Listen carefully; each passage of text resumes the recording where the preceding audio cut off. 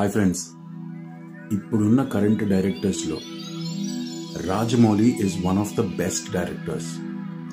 Not just in terms of directing films, but in terms of releasing the films and rereleasing the films. ఎందుకు చెప్తున్నానంటే, మనందరికీ బాహుబలి గురించి తెలుసుగా. Baahubali part 1, Baahubali part 2 ఈ రెండింటిని మిక్స్ చేసి బాహుబలి సింగిల్ పార్ట్ కింద 3 hours 50 minutes రన్ టైంతో October 31st మన ముందుకు తీసుకొస్తున్నారు రాజమౌళి గారు. దట్స్ ఓకేలండి, దీంట్లో గొప్ప ఏముంది అనుకుంటున్నారు. కాకపోతే ఆయన సెన్సేషనల్ డైరెక్టర్ ఎందుకు అయ్యారో తెలుసా?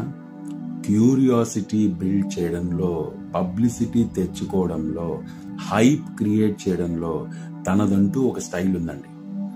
ఈసారి కూడా అదే స్టైల్ని ఫాలో అవుతున్నారు.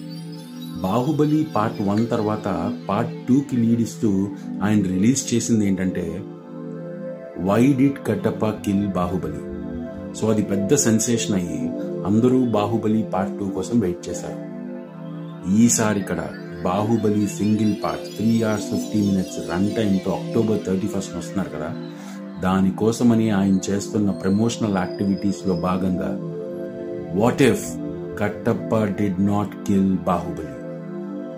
నిజంగా థాట్ ఆలోచించండి. ఒకవేళ కట్టప్ప బాహుబలిని చంపకపోయింటే ఏమయ్యేది సినిమా అని. That is what is going to be on 31st October 2025.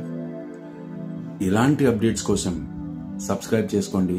At the same time మీకు అర్థమైంది కామెంట్స్లో చెప్పండి. Thank you.